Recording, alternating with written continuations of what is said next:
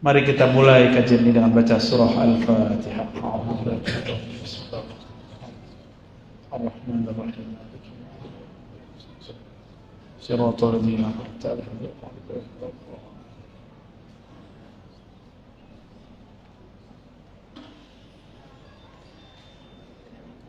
Apabila kita sholat kiblatnya ke Ka'bah, maka saat qalbu dihadapkan, dia menghadap kepada nama yang punya Ka'bah. Siapa yang punya Ka'bah? Allah. Maka namanya Allah. Maka apabila seseorang hendak menghadap kepada Rabbul Ka'bah, setelah badannya menghadap, qalbunya juga harus menghadap. Ini cara sholat. Qalbunya dihadapkan kepada nama yang punya Ka'bah. Bagaimana caranya? Disitulah pentingnya bimbingan zikir talqin dari guru, supaya nama Allah masuk ke dalam qalbu. Ya. Maka disebutlah nama Allah. Lafaz Allah itu jika benar dia tulus, qalbunya tulus, nggak mesti suci. Saya sangat tidak percaya ada hati yang benar-benar suci. Nggak percaya. Hatta Nabi Muhammad merasa dirinya tidak suci. Beliau mengatakan, innahu la yughanu ala qalbi. Sesungguhnya qalbuku ada ghainnya. Ghain itu cahaya. Tapi bagi seorang nabi, qalbu tertutup cahaya itu sudah masih dianggap masalah. Sedangkan qalbu kita ditutupi oleh kegelapan, lebih masalah lagi. Lebih masalah lagi. Nah, ini tahapan paling penting ketika orang hendak sholat. Jadi qalbunya harus menghadap kepada sang pemilik qalbu. Siapa yang memiliki qalbu? Allah. Supaya qalbunya nggak lari kemana-mana. Ya. Kenapa qalbu itu bergerak liar? Karena dia tidak mendekat kepada yang menggerakkan. Yang menggerakkan qalbu Allah. Semakin orang mendekat kepada Allah, semakin qalbunya tenang. Menjauh semakin begini. Ini rumusnya.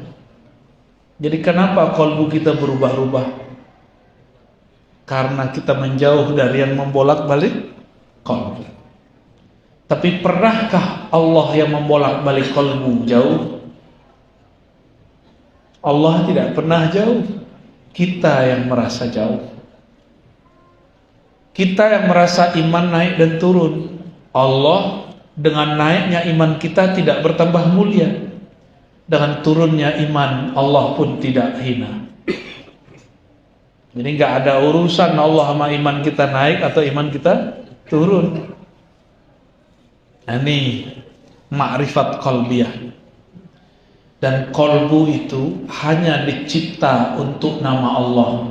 Titik. Coba diulangi. Qalbu hanya dicipta untuk nama Allah. Titik. Udah. Isilah dengan cincin, nggak suka dia. Isilah dengan perempuan, dengan laki-laki, nggak masuk. Gelisah. Maka kalau seorang suami memasukkan nama istri ke qalbunya, dia akan gelisah, dia akan cemburu buta. Nanti dia tiba-tiba sewot, tiba-tiba dia marah sama istrinya. Sama istri kalau memasukkan nama suami ke dalam qalbunya, dia telah menyekutukan Allah. Maka dia tidak relakan ketentuan Allah pada suaminya. Ini bahaya. Itu bahaya itu. Maka merdekakanlah qalbumu dari selain nama Allah. Serahkan orang yang engkau cintai kepada Allah. Baru wa ma lillahi baqiya. Jika engkau mencintainya karena Allah, maka Allah akan kekalkan ia. Kekal bersama Allah, nggak ada lagi. Nggak ada cinta abadi kalau nggak dengan Allah. Maka saya nggak percaya cinta abadi, cinta sejati itu nggak ada kecuali disejatikan dengan Allah. Allah lah yang maha sejati. Sejati itu bahasa Arabnya hak. Maka terjemahan al-haq yang maha sejati. Hanya dia yang maha sejati. Hanya dia yang berhak bertahta di dalam hati. Guru pun tidak boleh nyantol di dalam kolbu. Guru hanyalah pintu ke dalam hati. Maka jangan masukkan nama guru ke dalam hati. Nanti gurunya dijemput Allah, stres. Banyaklah murid-murid salik-salik, stres gurunya mati. Karena kolbunya dipenuhi nama gurunya. Kolbu ada qalibu. Qalib, luarnya kolbu, itu boleh diisi nama guru. Hanya jadi pintu. Maka kita bertawassul dengan menyebut guru. Ya Allah, kirimkan Fatihah kepada guruku tercinta. Jangan masukkan ke dalam hati. Murid-murid kalau terlalu memasukkan gurunya ke dalam hati, nanti dia akan mengatur gurunya. Nanti bagi dia, guru itu harus versi dia. Nanti kalau dia belajar fikih, di fikih itu yang dia ambil fikih saklek, haram merokok. Nanti kelihatan gurunya ngerokok, dia bilang, masa guruku ngerokok? Batal jadi guru. Emang dia boleh ngatur guru? Hah? Itu kalau udah masuk ke hati. Jangan masuk ke hati. Nanti kita suka ngatur-ngatur dia. Nanti kita menjadi musuhnya. Kita akan su'ul adab kepadanya. Guru, masa begitu? Itu su'ul adab namanya. Nanti gurunya masih monogami. Kalau gurunya poligami, ngomong lagi, guru saya pengumbar syahwat. Nah, kalau begitu Rasulullah pengumbar syahwat dong. Tidak ada urusannya orang nikah dan tidak menikah dengan dia umbar syahwat. Banyak orang gak menikah mengumbar syahwat. Banyak. Jangan cuma karena guru kita menikah lagi, kita kemudian meninggalkan guru. Berarti nama guru di hati. Cukup di pintu hati, jangan dimasukkan. Ya, inilah orang gagal berguru. Ya, dia gagal berguru, apalagi ibu-ibu nih, hati-hati. Jangan pernah masukkan nama guru ke hati, cukup di pintu hati. Maka ketika sang pintu berubah-ubah, ketika ditutup, dibuka, nggak ada masalah. Catnya diganti, nggak ada masalah. Ya, supaya kita tulusnya hanya kepada Allah. Tadi rumusnya apa? Kaedahnya apa? Hati hanya dicipta untuk nama Allah. Maka mencintai guru hanya karena Allah, bukan karena menurut saya itu guru. Menurut kamu, berarti kamu berguru dengan nafsumu.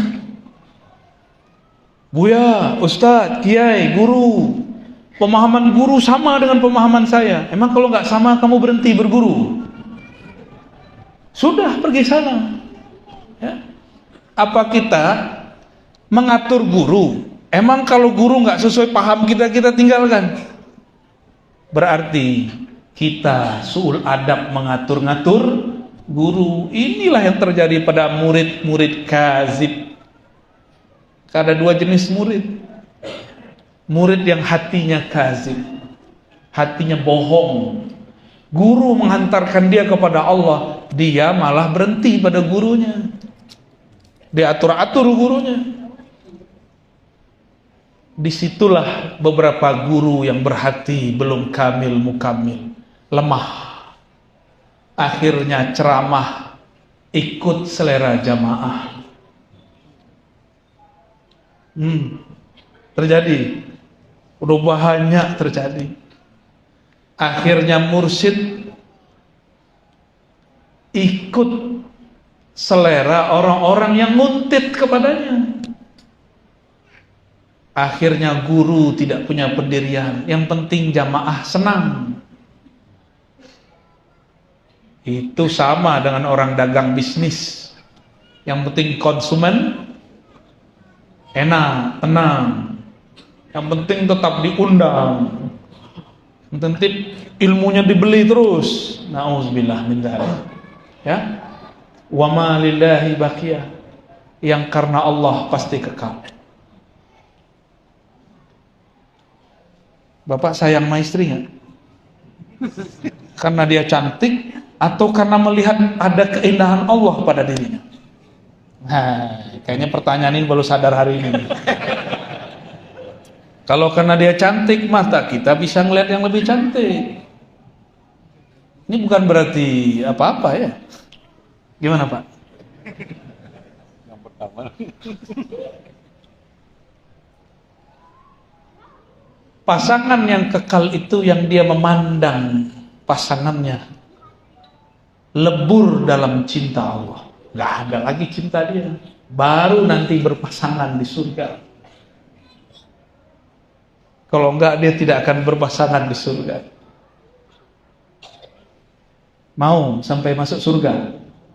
Maka lepaskan nama dia dari kolbu, masukkan nama Allah. Baru sertakan nama dia di luar kolbu. Ya. Jadi kolbu hanya dicipta untuk nama Allah. Kolbu kita sudah tergadai lama. Makanya baru saja takbir pikiran sudah kemana-mana. Baru saja baca zikir, pikiran tidak bisa konsentrasi. Karena kolbu sudah tergadai dengan dunia. Benarlah kata Rasulullah, sungguh lelah hamba-hamba dunia, sungguh tersiksa hamba-hamba duit, apalagi hamba-hamba popularitas. Capeknya bukan main. Tapi beruntunglah hamba Allah, karena dia merdeka. Itulah hamba Allah yang di kolbunya hanya ada Allah. Itulah syair yang dulu orang baca, ma fi qalbi ghairullah. Tidak ada di kolbu kecuali Allah. Itu baru benar. Maka mulai siang ini, mulai duha ini, mulailah berlatih. Sebutlah nama Allah di kolbu. Kolbu saya keras, gak apa-apa. Nama Allah itu lebih keras. Tapi satu yang keras, jangan dilawan keras, lawan dengan kelembutan, tapi rutin. Betapa Allah menciptakan ayat-ayatnya, ayat-ayat yang tercipta, ada ayat-ayat yang dikalamkan, ayat yang dikalamkan tidak dicipta, ayat yang terlihat itu ayat yang dicipta. Ketika kita melihat batu yang keras, setiap hari kena tetes, berlobang, maka ukirlah nama Allah di dalam kolbu. Itulah makna daripada surat Al-Muzammil. Wazkurisma rabbika wa tabattal ilaihi tabtila. Sebutlah nama Allah, Rabbmu, penciptamu, wa tabattal, rajin-rajin, itu maknanya. Sungguh-sungguh, jangan hari ini zikir, besok tidak zikir. Setiap hari sampai namanya terukir di dalam kolbu. Jika namanya terukir, memancarlah cahaya. Beberapa orang melihat namanya, itu biasa, jangan merasa spesial. Kita tidak menyembah huruf, kita tidak menyembah nama. Yang kita sembah yang punya nama. Ini pun harus diingatkan. Banyak orang yang menyembah nama, yang menyembah huruf, maka dia bayangkan ada lafaz alif lam lam ha yang dia sembah. Ini juga tidak tepat. Yang kita sembah yang punya nama. Jadi mulai sebut nama Allah di kalbu. Ya, wazkurisma rabbik. Dalam Al-Quran dikatakan wazkur rabbaka fi nafsi. Surah Al-A'raf. Sebutlah Rabbmu di dalam nafsmu. Ini level bawah. Yang tadi level tinggi, langsung di kolbu. Sekarang nafs. Nafs ini dibagi. Nafs hakiki, kolbu dan ruh. Nafs yang tidak hakiki, badan dan jiwa. Orang mati berpulang badannya, tersiksa jiwanya. Tapi jika di kolbunya ada nama Allah, maka dia sungguh bahagia. Dia akan dipulangkan kepada yang punya nama, Allah Subhanahu wa ta'ala. Mulai, ya, dimulai. Apa kata baginda Rasul sallallahu alaihi wasallam? Innallaha harrama 'alan nar. Sesungguhnya Allah mengharamkan terhadap api neraka. Hadis Imam Bukhari. Kepada siapa diharamkan? Man qala la ilaha illallah. Kepada orang yang dia membaca la ilaha illallah, bukan dari lisannya, tapi min qalbihi, dari kolbunya, atau min nafsihi, atau dari jiwanya. Yang sudah ikut talqin waktu di Kiram, ya? Nah, amalkan. Yang belum, cari guru sendiri lagi ya. Karena saya mentalqin itu nunggu isyarat juga. Kalau orangnya sudah nol semua, tiba-tiba kita bisa mentalqin. Tapi kalau masih mencoba-coba, mendengar-dengar, kolbu, kenal kolbu. Nggak bisa dipaksa, Pak. Walaupun Bapak siap, di belakang Bapak belum tentu siap. Ya? Ada orang yang ingin ngaji sama saya karena ingin dengar saya kritik Wahabi. Seneng kalau saya ada kritik Salafi Wahabi, bahagia dia. Kalau saya nggak kritik Salafi Wahabi, dia bilang, ini belum ustadz saya. Ada lagi yang sudah belajar torikot. Kalau saya sebut nama torikotnya, baru dia seneng. Nah, ini baru ustadz saya ini. Nah, ini yang ngatur-ngatur ustadz kerjaannya. Ada yang sudah asik di kolbunya. Kalau si ustadz khutbah ngajar tidak menyebut kata kolbu, dia bilang, belum sampai si ustadz. Lebih tinggi dia dari ustaz. Suka ngatur-ngatur itu bukan murid, itu baru mustami. Ya, baru mustami, pendengar. Baik. Kolbu disebutkan di Quran lebih dari 100 kali. Digabung antara kolbu dan kulub, banyak sekali. Lebih banyak dari jumlah sholat, lebih banyak dari jumlah zakat, lebih banyak dari jumlah semua amalan yang ada. Kata kolbu yang lebih Allah seriuskan. Tapi kenapa sekarang orang sholat sibuk dengan celana jingkrang? Kenapa orang sekarang sibuk dengan masalah jenggot? Padahal di Quran kata jenggot cuma muncul di kisah Nabi Musa dan Harun atau sejenisnya. Kenapa mau sholat tidak menghadapkan kolbu? Berarti ada penyimpangan arah-arah keruhanian. Kalau ingin mengamalkan jenggot Nabi, amalkan, silakan. Tapi lebih penting kolbu. Untuk apa engkau berjenggot, hatimu sombong? Katanya, kalau sarung di bawah mata kaki, terbebas dari sombong. Tapi engkau malah tambah sombong.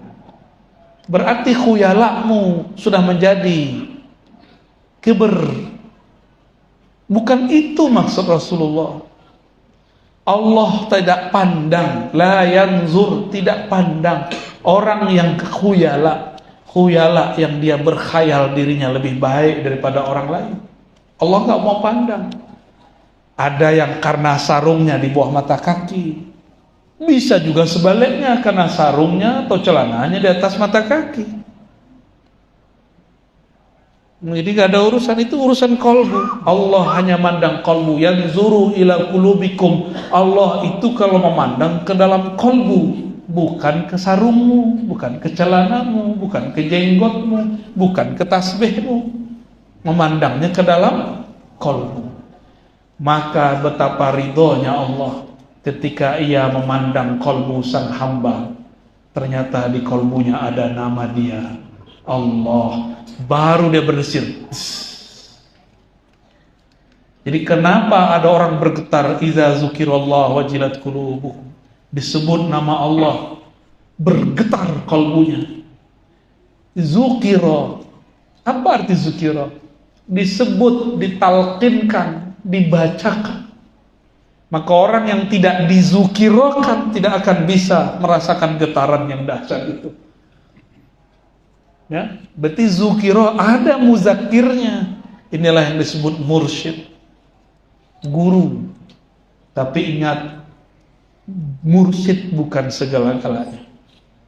Mursyid itu hanya pintu menuju Allah. Di atas mursyid ada mursyid lagi, di atas mursyid ada mursyid lagi. Jangan terlalu mendewa-dewakan guru. Ya, ini fenomena ini. Ya, banyak orang mendewakan guru.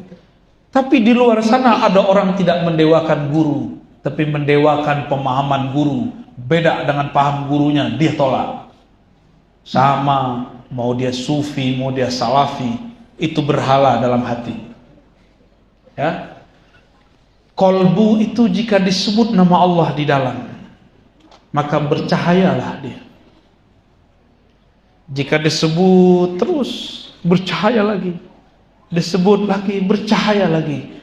Kullama zadul ism, setiap bertambah nama, ya, fasamat al-qalb, maka kolbu tambah tinggi cahayanya. Jadi siapakah kolbu yang gelap? Kolbu yang tidak diisi nur kalimatullah. Fanawwiru qulubakum biismin min asma'illah. Maka beri cahayalah kolbumu dengan nama-nama Allah. Nabi mengatakan, jika engkau melewati kebun-kebun surga, maka petiklah. Sahabat bertanya, wahai Rasulullah, apakah itu? Dijawab oleh Nabi, halaqah zikr. Hilaq itu lingkaran. Lingkaran orang berzikir, ada yang zahir, kelihatan. Tapi yang berzikir itu badan atau kalbu? Maka sebenarnya hilaq, lingkaran itu ada di dalam kalbu. Maka orang yang sudah mempunyai taman-taman surga di kalbunya, satu orang itu sudah sama dengan 1000 orang berzikir. Itulah sebabnya orang ini, jika ia didatangi orang lain, orang itu mendapatkan manfaat dari bertemu dia. Itulah kenapa ada guru, taman surganya kuat untuk kuota 1 juta orang, kuat untuk kuota 10 juta orang, kuat untuk kuota berapapun orang memetik nama Allah dari kalbunya, tidak pernah habis. Itulah makom-makom guru. Ada guru hanya dapat dipetik oleh 10 orang, ada guru yang hanya dapat memetik 1 orang, ada guru hanya dia aja yang metik dirinya sendiri, ada yang guru yang mau dipetik sudah mulai layu, ada guru badannya sudah terkubur di tanah, tapi ruhaninya masih berbuah. Karena ruhaninya masih berbuah, meskipun tubuhnya sudah wafat, murid-muridnya masih dapat manfaat. Itulah guru-guru yang taman-taman kolbunya, taman-taman zikir ruhnya dikekalkan oleh Allah Subhanahu wa ta'ala. Beruntunglah orang bermursyid, Allah akan selalu kasih dia irsyad. Beruntunglah orang berguru, maka kolbunya akan tertuju kepada Allah yang dimaksud. Jadi taman-taman hakiki di mana? Di kolbu. Karena kita belum jadi taman, marilah kita memetiknya. Memetiknya dari kolbu para guru. Ada guru yang dipetik buahnya sebelum buahnya matang. Sekali dipetik, murid-muridnya bilang, nggak enak, maka muridnya nggak datang lagi. Tapi iklan dan promonya tinggi, tetap saja ada yang datang. Ketika ditanya kenapa pahit Tuan Guru, oh ini jamu. Sebenarnya memang dianya pahit. Paham ilustrasinya? Ada orang jadi guru sebelum matang, belum diizinkan gurunya sudah tampil, belum matang buahnya dia sudah jual. Akhirnya orang cuma mau beli sekali. Kata dia, ini sudah matang, kita coba, belum matang. Ada yang sudah matang, kematangan. Paham? Kalau kematangan pas dibelinya sampai di rumah busuk. Kata orang, aku tak mau beli lagi. Ternyata zikir itu efeknya bisa membusuk, bisa basi. Bukan zikirnya, efeknya. Tamannya bisa layu. Inilah yang terjadi. Thariqat itu mesti direvisi terus. Ketika buahnya melayu, buah-buahannya sudah habis, maka harus ditanam lagi. Maka sang guru harus mengupgrade ilmunya. Dia harus berbeda cara menanamnya dengan masa orang lalu. Sekarang orang banyak jualan, namanya bukan pakai kolbu, pakai smartphone, pakai aplikasi. Si guru juga harus merevisi. Dia harus memasukkan jualannya, jualan buah-buahnya ke TikTok. Ya. Harus ada murid-muridnya yang masuk ke YouTube. Harus ada sahabat-sahabatnya yang mengenalkan ke Facebook. Dan zikirnya juga harus disederhanakan, karena zaman sudah berubah. Sekarang apa aja tinggal pencet-pencet datang makanan ke rumah. Betul? Lebih canggih dari zaman Sayyidatuna Maryam. Sayyidatuna Maryam doa dulu, ya Allah, baru turun dikirim oleh ojol food. Tapi dari malaikat. Kalau sekarang nggak perlu pakai malaikat, ketinggian, pencet-pencet, datang makanan, enggak? Mau beli apa aja bisa, beli mobil aja bisa online, beli rumah pun bisa online. Ada nikah online, gawat. Ada murid online sekarang, boleh, harus diterima. Maka saya membolehkan orang ngaji online, yang penting dia ikut akun yang sahih. Ya, akun kami dikelola oleh Sidi Musa dan kawan-kawan, tidak berbayar. Ya, jadi kalau ada akun-akun ribat berbayar, itu bukan akun kami, itu akun bodong. Kalau ente mau berdakwah, tulus aja kepada Allah. Ya, tinggal minta izin, kita izinkan kok. Jangan memalsukan nama. Ya, jika memalsukan atas nama Nabi, falitabawwa maq'adahu minan nar. Memalsukan atas nama seorang guru, ya, mirip-mirip lah walaupun tidak nar. Gak sampai nar, tapi mirip-mirip. Oleh gurunya bersanad ke Rasulullah SAW. Hati-hati ya. Kita gak pernah larang orang ambil video kita, gak pernah. Ambil silakan. Karena niat kami memang untuk menyebarkan sebanyak-banyaknya. Ya, tapi yang fair. Kita gak minta juga kok. Mau netes duitnya kita gak minta. Gak usah bohong-bohong di sosial media, ya. Maka jangan heran nanti juga di dalam dunia thariqah, dalam dunia tasawuf juga begitu. Dalam dunia kolbu ada mursyid-mursyid bodong, seperti akun-akun bodong, sama. Hati-hati ya, masuk ke mimpi, masuk ke sosial media, sama. Jadi kolbu ini, suara apa itu? Kolbu orang istighfar ya.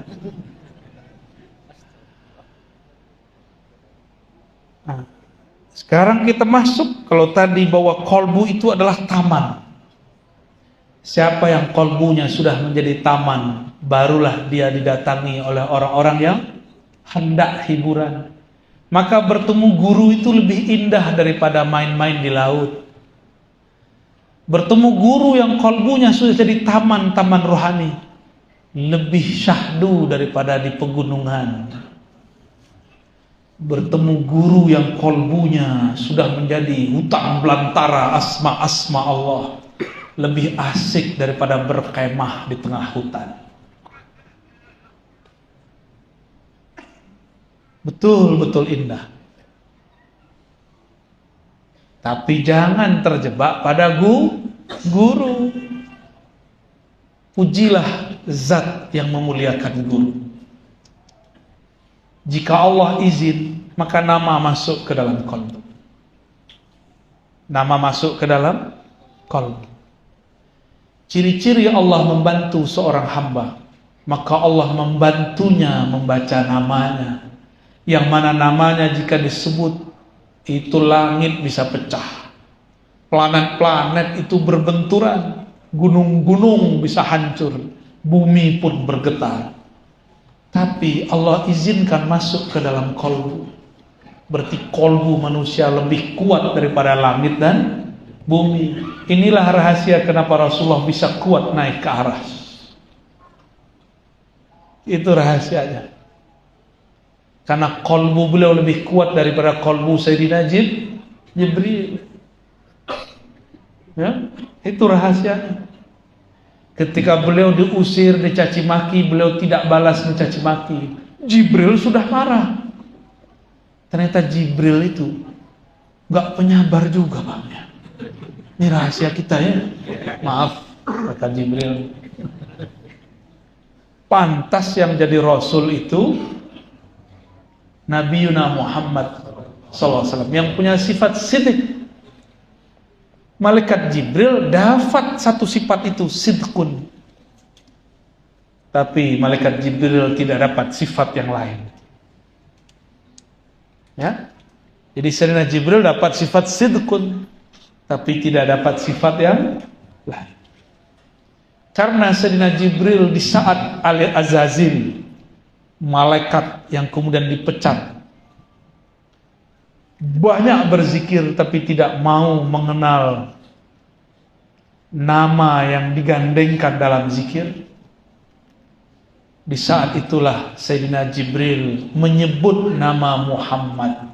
Maka dia membenarkan Nabi Muhammad walaupun dia belum melihat nurnya, tapi dia berselawat kepadanya sallallahu ala Muhammad.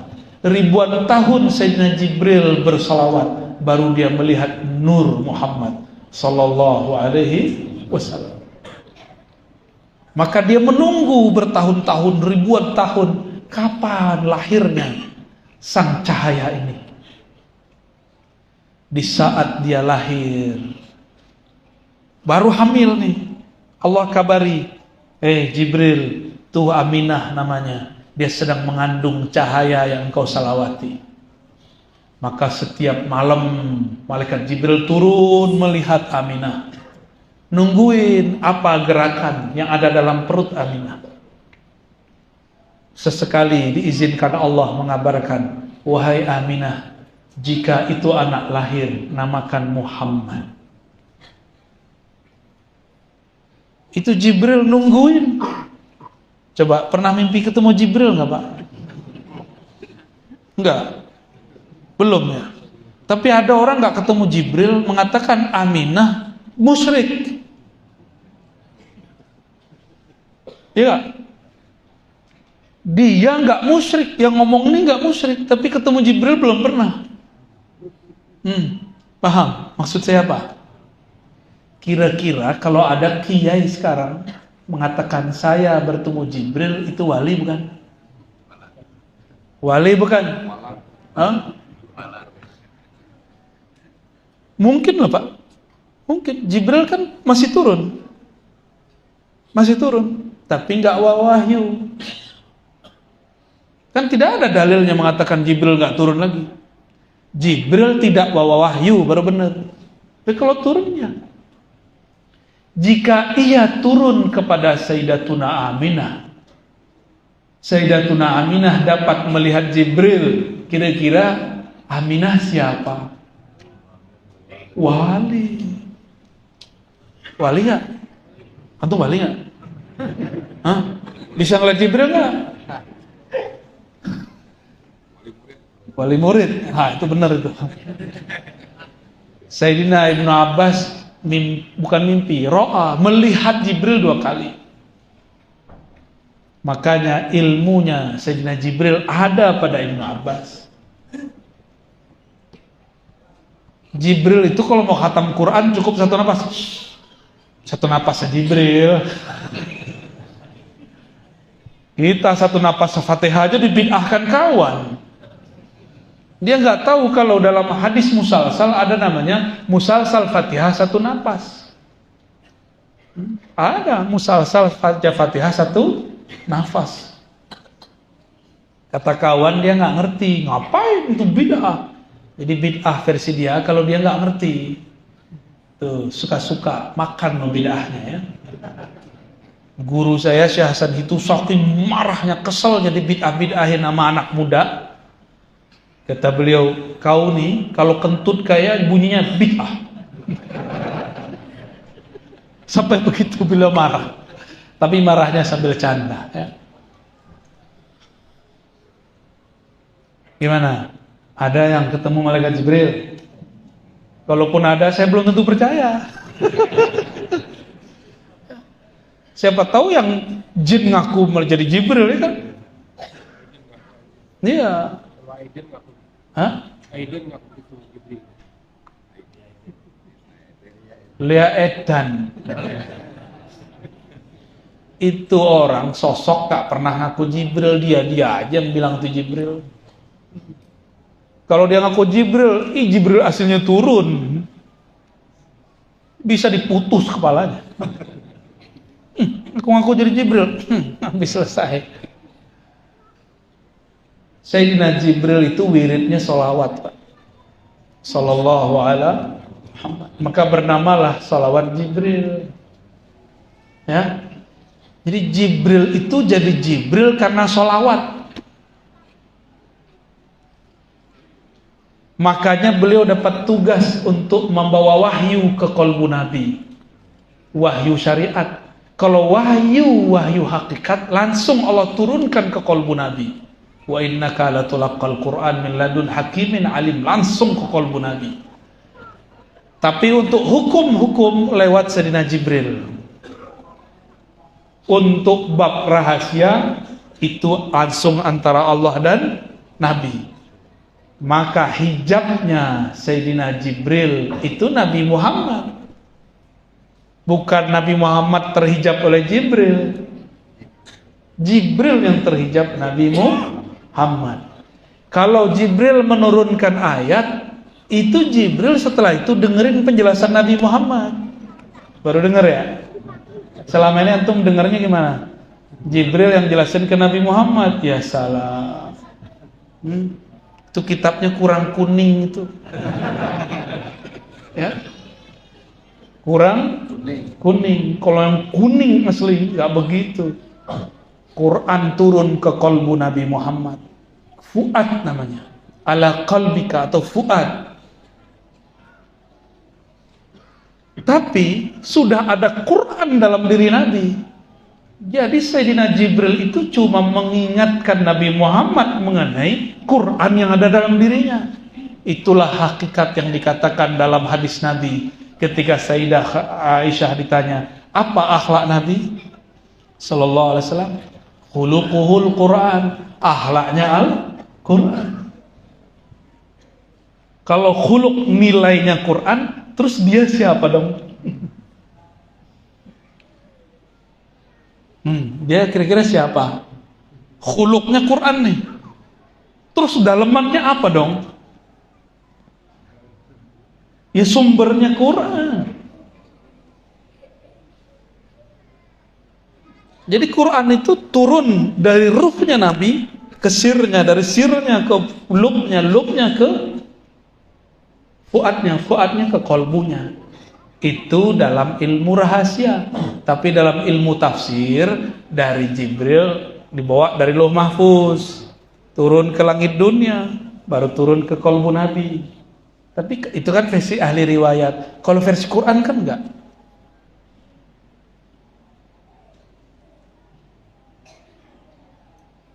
Allah menyebut Quran itu qara'a. Qara'a, jamaah artinya. Allah kumpulkan Quran itu di qalbu Nabi. Hanya qalbu Nabi lah yang bisa menampung Al-Quran.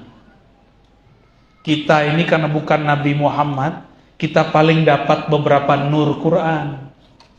Ada yang dapat nur Al-Fatihah, ada yang dapat nur Kulhu, ada yang dapat nur Al-Baqarah, ada yang dapat nur Al-Mulk, ada yang dapat nur Waqi'ah, ada yang dapat nur Toha. Itu Allah bagi-bagi. Setiap kekasihnya datang dengan ayat-ayat itu kepada Allah Subhanahu wa taala. Maka setiap wali ada ayatnya. Nabi Idris saja ada ayatnya. Dan semua ayat itu ada di qalbu Nabi Muhammad sallallahu alaihi wasallam. Ya. Makanya kita ini beberapa senang ayat tertentu, benar enggak? Kalau antum senangnya Waqiah mulu ya. Supaya apa? Rezeki lancar. Hadisnya dhaif. Dhaif hadisnya. Gimana dong? Kita baca Waqiah bukan karena pengen rezeki banyak, tapi supaya diridhoi oleh yang. Kalau qalbu Nabi isinya kalam-kalam Allah. Karena isinya kalam-kalam Allah, kalam itu sifat. Lebih tinggi daripada sekedar nama. Qalbu kita cukup nama Allah, qalbu Nabi isinya kalam-kalam Allah. Maka ini jalan pintas menuju Allah. Jika ingin mendekat kepada Allah, sholawatlah kepada qalbu Rasulullah sallallahu alaihi wasallam. Sholawat kepada ruh Rasulullah. Maka ada sholawat namanya sholawat ruhiyah. Allahumma salli ala ruhi sayyidina Muhammadin fil arwah. Ya Allah, sampaikan salam ruh kami kepada ruh baginda Rasul sallallahu alaihi wasallam. Salam qalbu kami kepada qalbu Nabi SAW. Salam jasad kami kepada jasad Nabi Muhammad SAW. Salam jiwa kami kepada jiwa Nabi Muhammad SAW. Salam akal kami kepada akal Nabi SAW. Biar ini dapat syafaat. Biar kalau ditanam di dalam tanah, dia tidak akan dirusak oleh ulat dan bumi. Seperti Nabi mengatakan, Innallaha harrama 'alal ardi an ta'kula ajsadal anbiya. Sesungguhnya Allah mengharamkan atas bumi untuk merusak tubuh para nabi. Kita tambahkan wa warasatuhum, dan pewaris-pewaris mereka. Gimana? Saya mau gimana jadi pewaris? Nggak pernah nyantri, nggak apa-apa. Emang sahabat Nabi nyantri? Pesantren kilat ya Pak ya? Ada lulusan pesantren kilat sini? Ya, bulan puasa ya. Maka Bapak Ibu yang hadir, poin saya tadi 3 itulah. Qalbu hanya dicipta untuk nama Allah. Yang kedua, taman-taman surga hakiki adalah qalbu para wali yang berzikir kepada Allah. Dan yang ketiga, qalbunya Rasulullah adalah kalam-kalamnya Allah. Ya? Maka bersolawatlah kepada Rasulullah, engkau akan dekat kepada yang dibaliknya Rasulullah, Allah Subhanahu wa ta'ala. Dipandang dari sisi zatnya, dia bernama Ahad. Dipandang dari hembusannya, Allah menamakannya Ahmad. Dipandang dari sisi cahayanya, bernama Nur Muhammad. Dipandang di akhir zaman, bernama Al-Mahdi. Ya. Laisa kamitslihi syai'. Allah tiada yang serupa dengannya. Itulah tajalli. Allah bertajalli kepada Ahmad, bertajalli kepada Muhammad, bertajalli ke Al-Mahdi. Apa arti tajalli? Allah menumpah ruahkan rahasianya kepada Ahmad. Yang Allah tumpahkan rahasia zat, Allah tumpah ruahkan kepada Muhammad. Itu rahasia-rahasia sifat. Allah tumpah ruahkan asma'nya juga, Allah tumpah ruahkan af'alnya juga. Dan di akhir zaman itu diwariskan semua kepada Al-Imam Al-Mahdi. Itulah maksud Nabi, dan ini penutup kajian saya. Al-Mahdi. Alif lam itu menunjukkan kesempurnaan hidayah yang dia terima. Hidayah hanya jatuh ke dalam kalbu. Maka Al-Mahdi orang yang diberi hidayah kalbunya, bukan otaknya. Maka Al-Mahdi bergerak dengan gerakan kalbu, kalbunya bergerak dari ruhnya. Maka sang Al-Mahdi tidak bergerak karena berita, karena partai politik, karena desakan jemaah. Dia bergerak dengan gerakan ruh murni. Itulah yang disebut minhaj nubuwah, manhaj kenabian. Inilah yang disebut ismi, isimnya, namanya persis seperti namaku. Bukan nama KTP. Nabi di zaman itu nggak ada KTP. Jadi jangan cari orang namanya Muhammad bin Abdullah. Bukan, ini nama ruhani. Nama apa? Nama ruhani. Karena beliau sayyidnya para arwah. Roh itu ada di pohon, ada di hewan, ada di benda-benda ini, dan ada di tubuh kita. Maka sang pangeran ruh Al-Mahdi bisa berdialog dengan alam semesta. Jadi dia bisa ngomong sama pohon, bisa ngomong sama kucing. Tentaranya nanti juga bisa berbicara dengan alam semesta, kecuali satu pohon namanya Gharqad. Kok bisa? Karena tentaranya adalah tentara ruhani. Ruh bisa dialog dengan ruh, kolbu bisa memandang kolbu, akal bisa mengkritisi akal, fisik bisa bersentuhan fisik. Ya, inilah oleh-oleh pada siang hari ini. Maka kalau sholawat, saya sudah ijazahkan sholawat ahadiyah, itu sudah gabungan sholawat. Allahumma ya ahad salli ala Ahmad. Wahai yang zatnya ahad, hembuskanlah rahmatmu kepada Ahmad. Allahumma ya ahad salli ala Muhammad. Pancarkan cahayamu wahai yang ahad kepada sang Nur Muhammad. Ya Allah ya ahad salli ala al-Mahdi khalifatika. Ya Allah ya ahad. Maka ya Allah, pemilik semua rahasia, tumpahkanlah kasih sayangmu kepada Al-Mahdi, imam yang kami tunggu-tunggu. Insya Allah, jika umur panjang kita bersama beliau.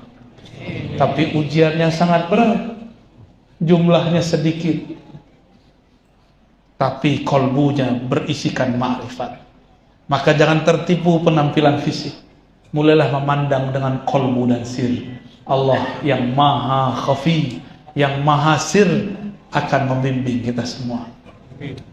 Untuk ulama-ulama kita, guru-guru kita, untuk orang yang mengurusi negeri ini, baik umaroknya, baik ulamanya, baik petani-petaninya, baik pedagang-pedagangnya yang tulus untuk Allah, terutama yang hadir siang ini, mari kita kirimkan salawat cinta. Al-Fatihah.